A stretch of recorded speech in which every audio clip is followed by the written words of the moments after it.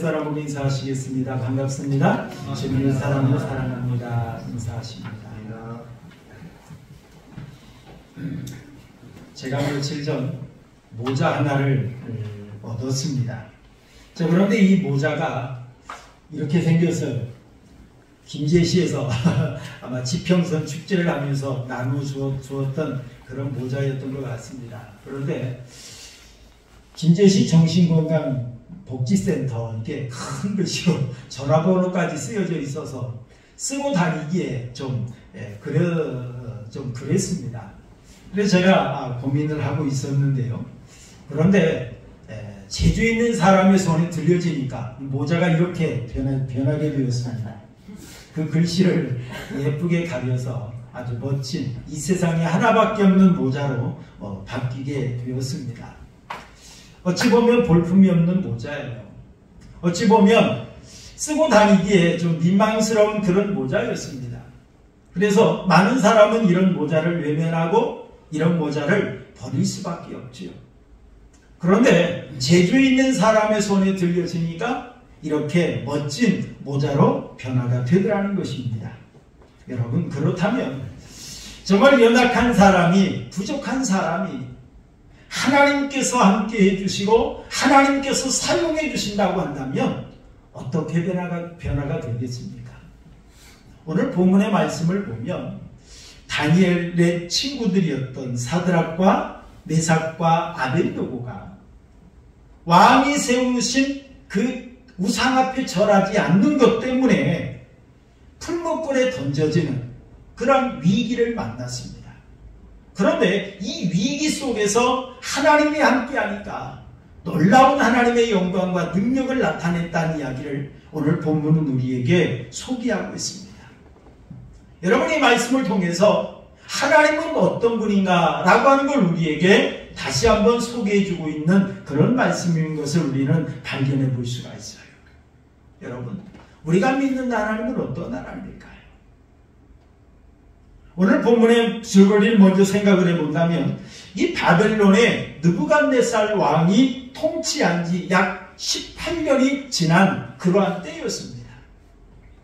이 바벨론이 아주 막강하면서 아수르도 무찌르도 그리고 그 지역에 아주 강세를 떨쳤던 애굽도 짓누르고 그런 가운데 사실 이 남쪽 유다도 이 바벨론에 의해서 멸망을 당했습니다.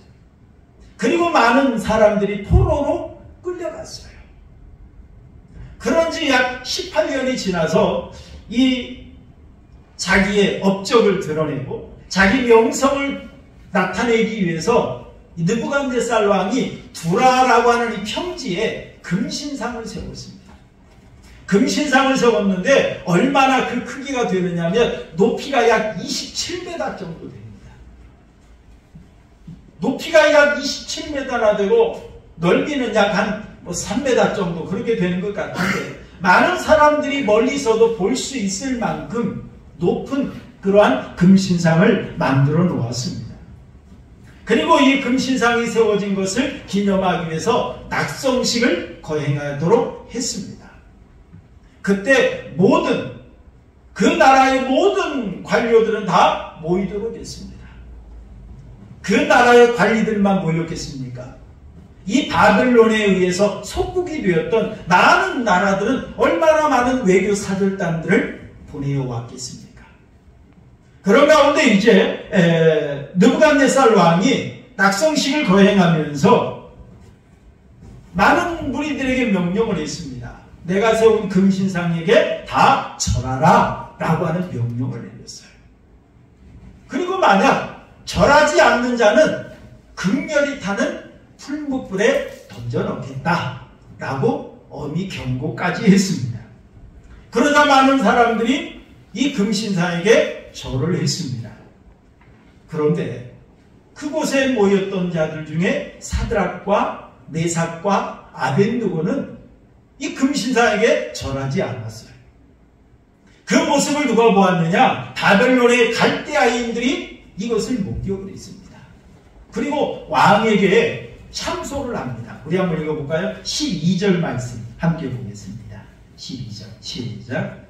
이제 몇 유다 사람 사드락과 메삭과 아벤느고는 왕이 세워 바벨론 지방을 다스리게 하신 자이거늘 왕이여 이 사람들이 왕을 높이지 아니하며 왕의 신들을 섬기지 아니하며 왕이 세우신 금신상에게 절하지 아니하나이다 라고 하면서 참소했습니다. 자, 이때 느부갓네살 왕은 얼마나 화가 났겠습니까?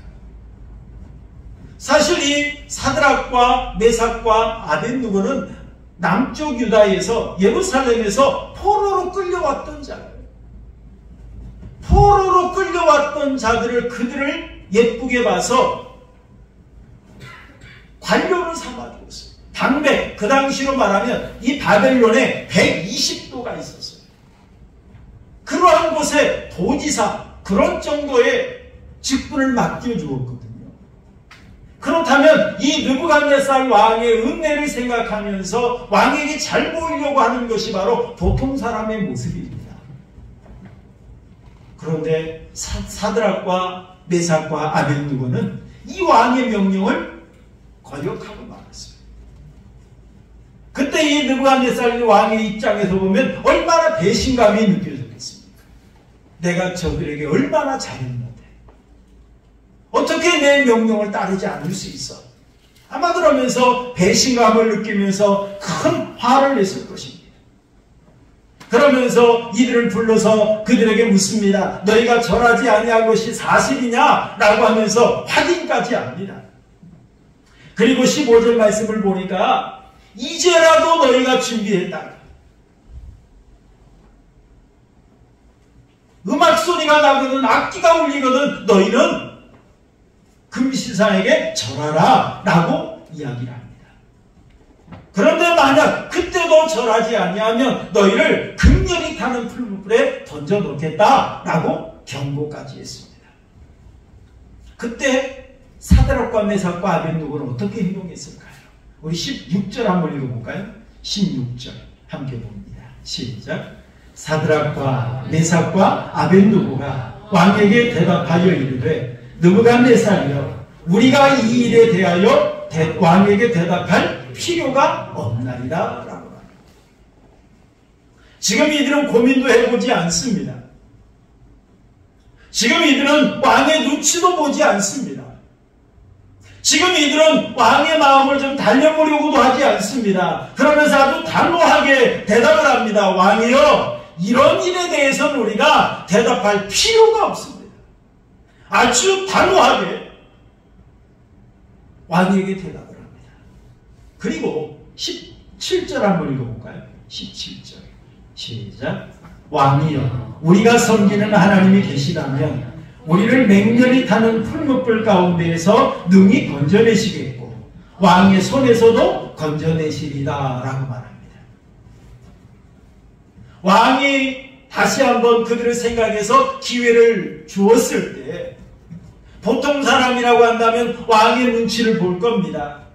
어떻게 하면 이 위기를 모면할까 고민하면서 생각하면서 그럴 터인데 이들은 단호하게 정말 냉정하지 않지 왕에게 왕이여 우리는 이런 일에 대해서 대답할 필요가 없습니다. 단호하게 거절까지 했어요. 그리고 나서 지금 왕의 마음을 더욱더 분노하게 하는 말을 합니다.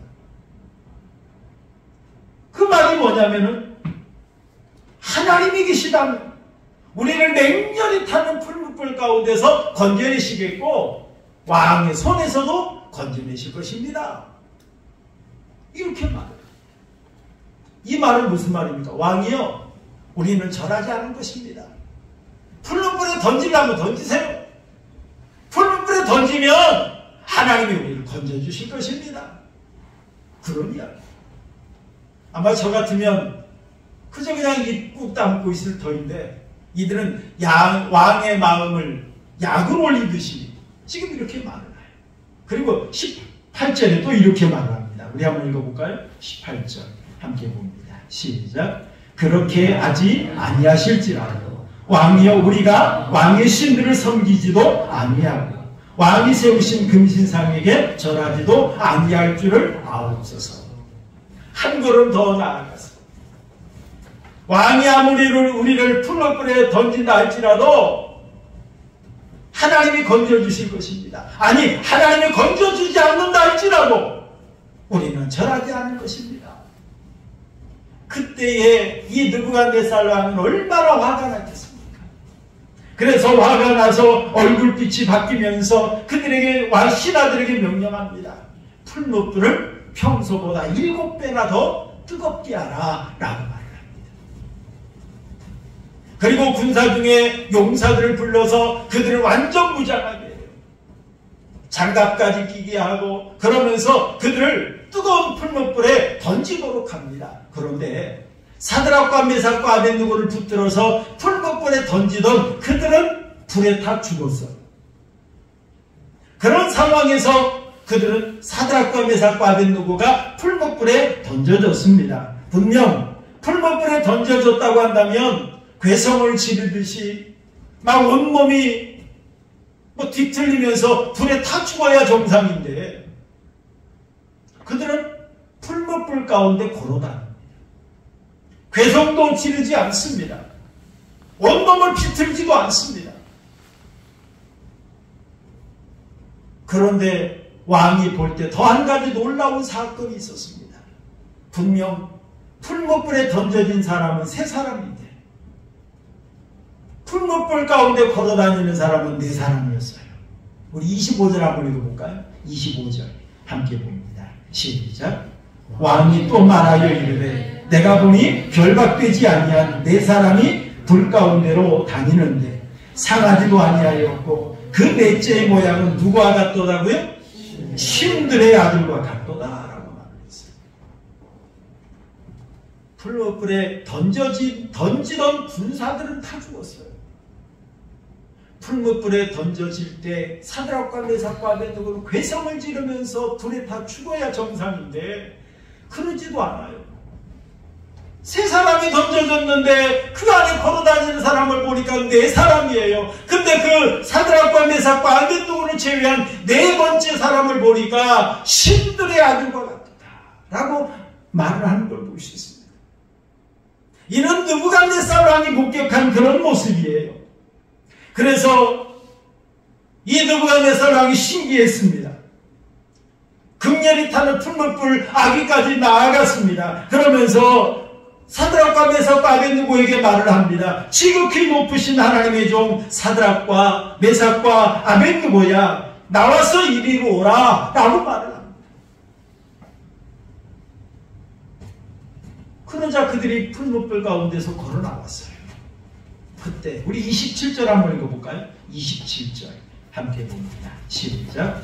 총독과 지사와 행정관과 왕의 모사들이 모여 이 사람들을 본즉 불이 능히 그들의 몸을 해하지 못하였고 머리털도 그을리지 아니하였고 겉옷빛도 변하지 아니하였고 불탄 냄새도 없었더라 라고 말합니다. 풀무불 가운데서 살아나온 이 사드락과 메삭과 아벳느고를 왕이 봅니다. 왕만 본 것이 아니에요. 총독이 보았어요. 지사들이 보았어요. 행정관들이 보았어요. 모사꾼들이 다 함께 둘러보았어요. 이리저리 다 둘러보아도 그들의 몸을 불이 해하지 못했어요. 머리털 하나 그을리지 못했어요. 그들이 얼마나 놀랐겠습니까? 이런 놀라운 모습을 보고 느부갓네살 왕이 고백을 합니다. 우리 28절 말씀 함께 보겠습니다. 28절 시작. 사드락과 메삭과 아벳느고의 하나님을 찬송할지어다. 그가 그의 천사들을 보내사 자기를 의뢰하고 그들의 몸을 바쳐 왕의 명령을 거역하고 그 하나님밖에는 다른 신을 섬기지 아니하며 그에게 절하지 아니한 종들을 구원하셨도다 라고 합니다. 하나님을 섬기지 않던 느부갓네살이었어요. 금신상을 만들어 놓고 그에게 절하도록 강요하던 그러한 사람이었어요. 그런데 그 왕이 사드락과 메삭과 아벳느고를 구원하신 하나님을 경험하고 나서 하나님을 찬송하라고. 정말 하나님이 하나님의 종들을 구원하셨노라고 노래했어요.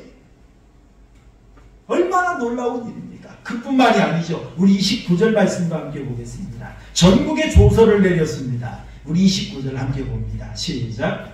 각 백성과 각 나라와 각 언어를 말하는 자가 모두 사드락과 메삭과 아벳느고의 하나님을 경솔히 말하거든 그 몸을 쪼개고 그 집을 거름터로 삼을지니 이는 이같이 사람을 구원할 다른 신이 없음이니라 라고 말했어요. 전국에 조서를 내려서 정말 하나님을 경솔히 말하는 자가 없도록 경고했어요. 여러분, 이 사건이 일어났을 때 하나님을 알지 못했던 느부갓네살 왕이 깜짝 놀랐지 않습니까?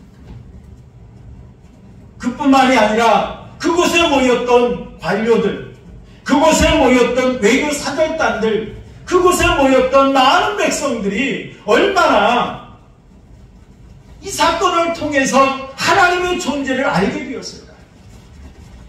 놀랍게 하나님의 존재를 알게 되었습니다.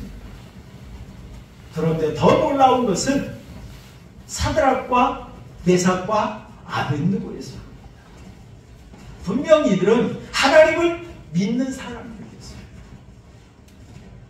분명 그들은 성경도 아는 그런 사람들이었습니다.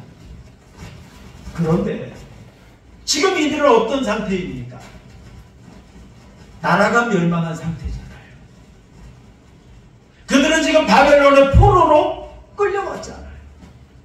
자, 이때에 그들의 마음속에는 아마 이런 생각이 있었을 것입니다. 하나님은 우리를 버렸어. 하나님은 우리를 떠났어.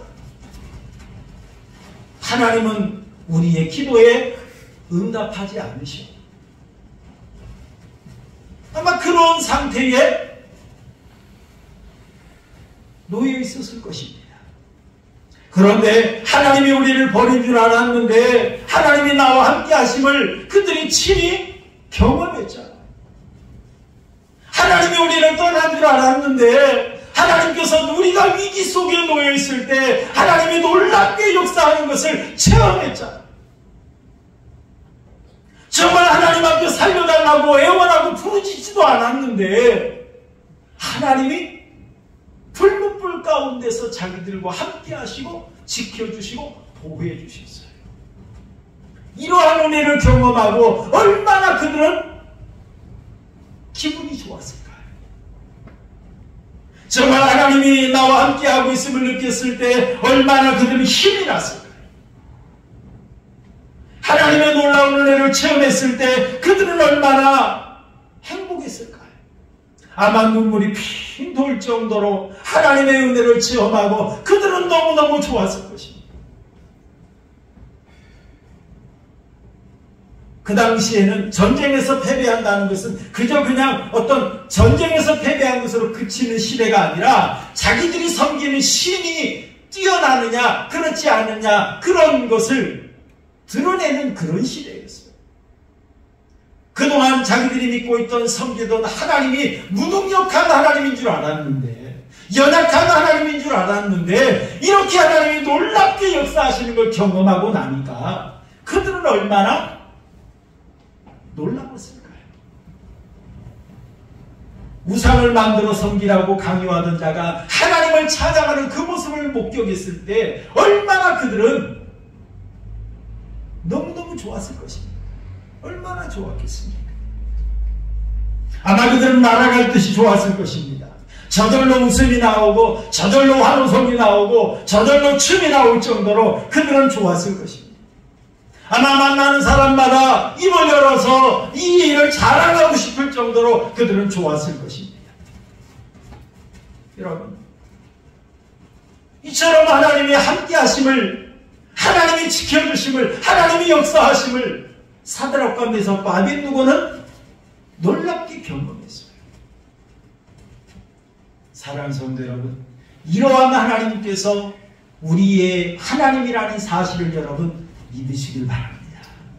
이러한 하나님께서 오늘 우리와도 함께하고 있다는 사실을 여러분 믿으시길 바랍니다. 여러분, 사람은 그런 것 같아요. 정말 우리가 어려움을 당하면 우리 주위에 있는 사람들이 어떻게 합니까? 한 사람 한 사람 멀어지더라고요. 저도 경험을 해보니까 뭐 제가 좀 어려움 당하지 않고 그러면 주위에 친구도 많아요. 그런데 어려움을 당하고 힘들게 되니까 전화하던 친구도 전화 안 하고 자주 만나던 친구도 점점 멀어지게 되고 그러더라고요. 제가 어떤 친구와 좀 대화를 나눈 적이 있는데 한 친구 어려움을 당하니까 이런 이야기를 하더라고요.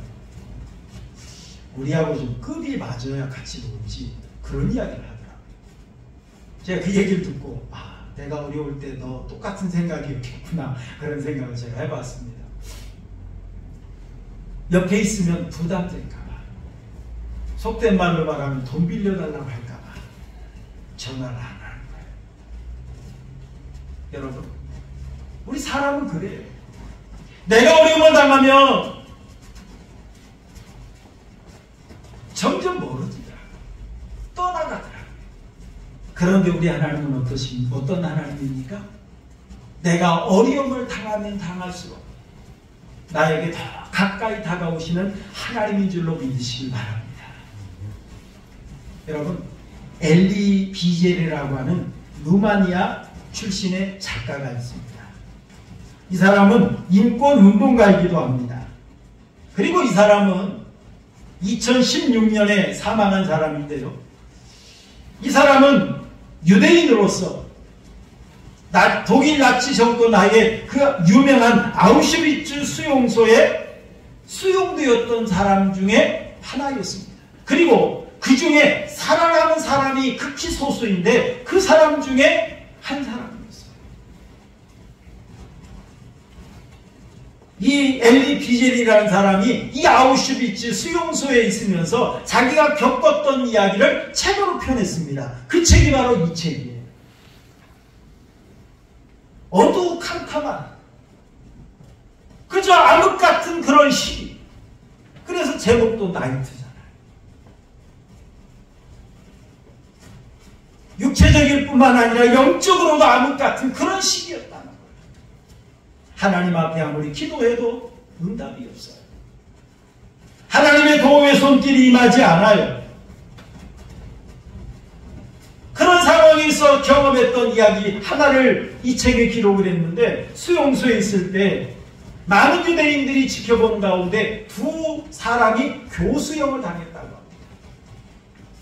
한 사람은 나이가 많은 노인이었고 한 사람은 어린 소년이었다고 합니다.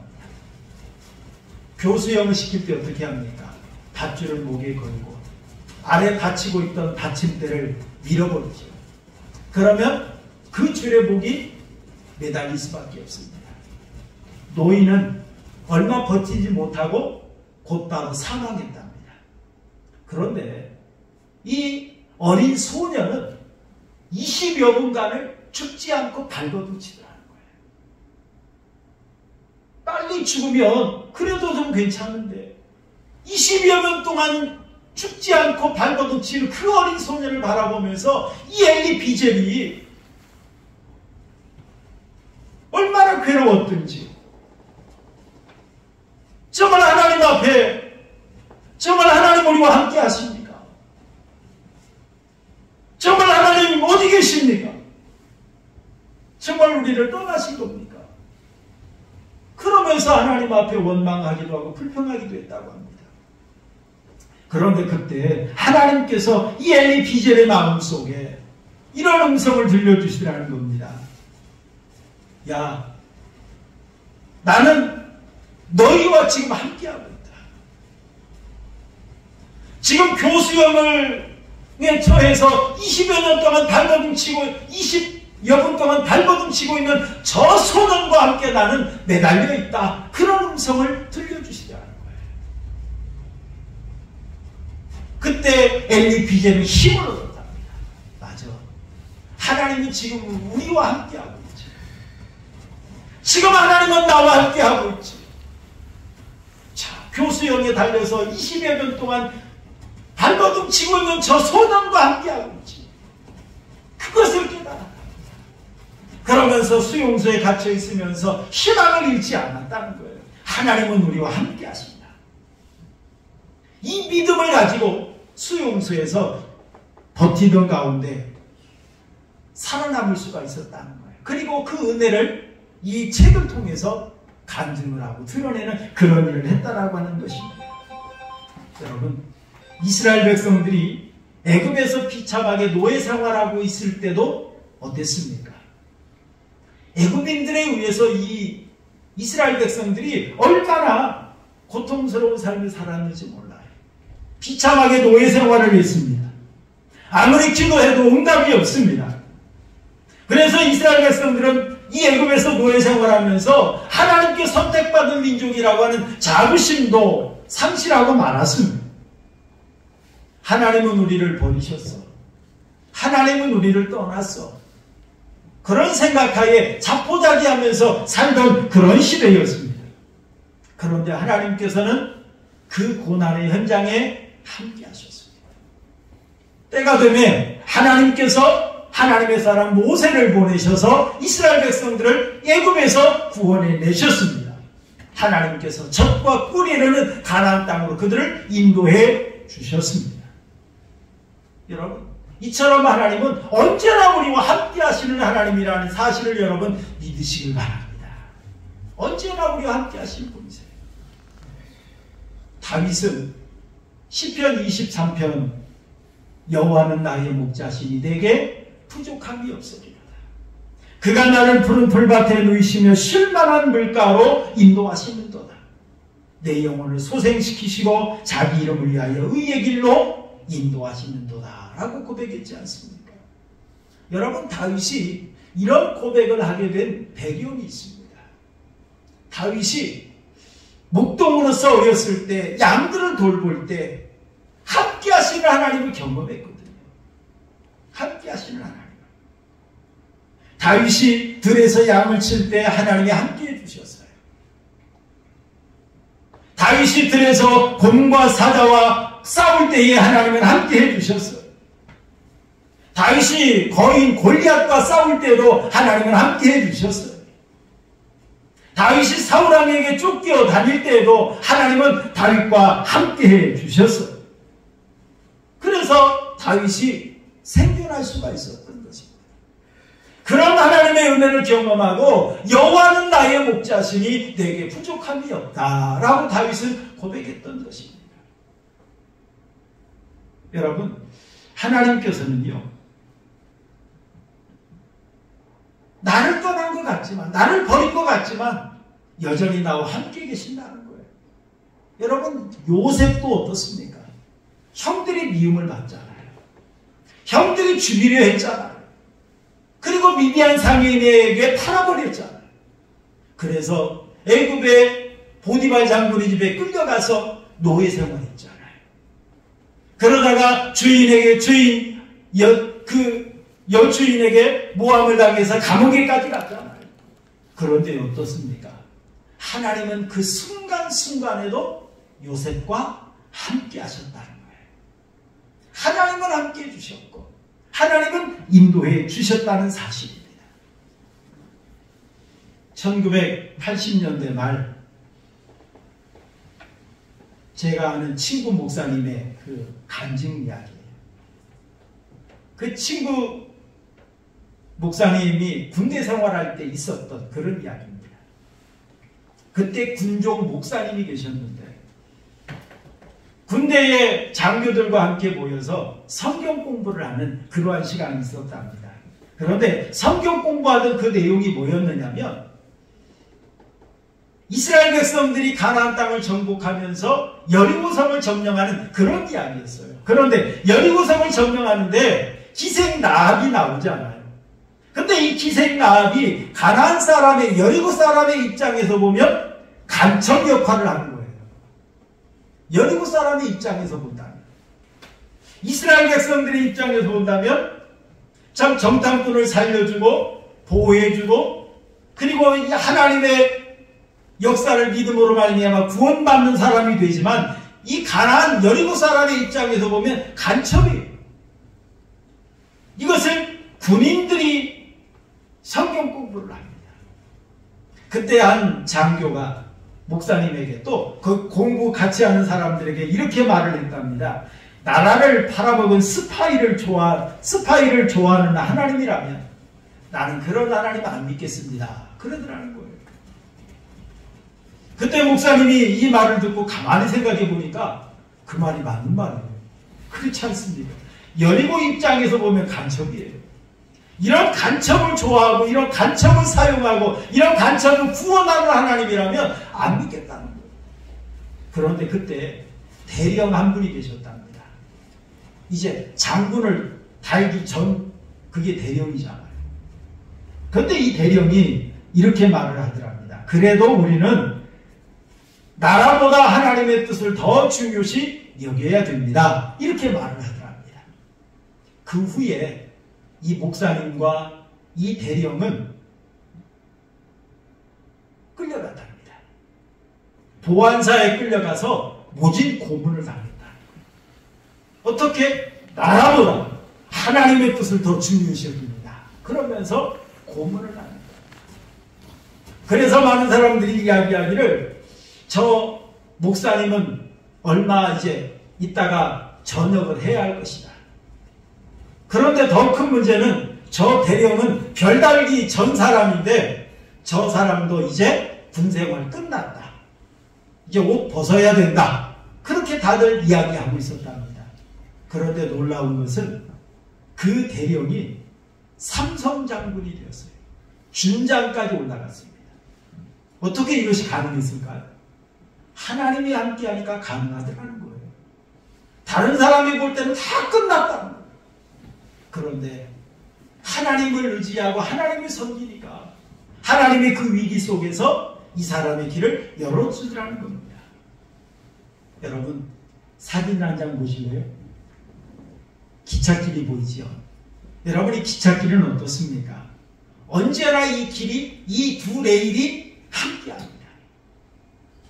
그런데 이 길은 가만히 보면 평행선을 계속해서 달려요. 이 두 레일이 만나는 것은 절대 있을 수가 없습니다. 이 두 레일이 만난다고 한다면 어떻게 될까요? 그 레일을 달리던 기차는 탈선하고 말 것입니다. 이 두 레일이 계속해서 평행선을 달려요. 그리할 때 기차가 신나게 달릴 수 있는 겁니다. 제 역할을 감당할 수 있는 겁니다. 여러분 평행선을 달리는 것처럼 이 두 레일이 평행선을 달리는 것처럼 어떤 때는 하나님이 나와 함께하지 않는 것 같아요. 어떤 때는 하나님이 내 곁에 안 계시는 것 같아요. 어떤 때는 하나님이 나를 버리신 것 같아요. 그런데 여러분 버린 것이 아닙니다. 두 레일은 계속해서 함께할 때에 제 역할을 감당하듯이 하나님은 언제나 나와 함께하고 있다는 사실을 여러분 믿으시길 바랍니다. 하나님은 언제나 나와 함께 계세요. 하나님은 언제나 나와 함께 하시면서 놀랍게 역사하고 계십니다. 사랑하는 성도 여러분, 여러분들이 지금 위기 속에 놓여 있습니까? 지금 여러분들이 누구 하나 의지할 수 없는 그런 상태에 놓여 있습니까? 정말 여러분들이 내 힘으로는 도저히 어찌할 수 없는 그런 상황에 놓여 있습니까? 여러분 그렇다 할지라도 여러분에게는 하나님이 함께 하신다는 사실을 여러분 믿으시길 바랍니다. 사드락과 메삭과 아벳느고와 함께 하셨던 하나님이 여러분과 함께 하심을 믿으시길 바랍니다. 불못불 가운데 하나님께서 함께 해주셨던 것처럼 하나님께서는 언제나 나와 함께 하심을 여러분 믿으시길 바랍니다. 하나님께서는 언제나 나와 함께 하세요. 여러분이 이 믿음을 가지시고 언제나 나와 함께 하시는 하나님, 그런 하나님의 은혜를 누리면서 하나님의 영광 드러내며 살아갈 수 있는 우리 성도님들의 삶이 되시기를 주님의 이름으로 축원합니다. 우리 말씀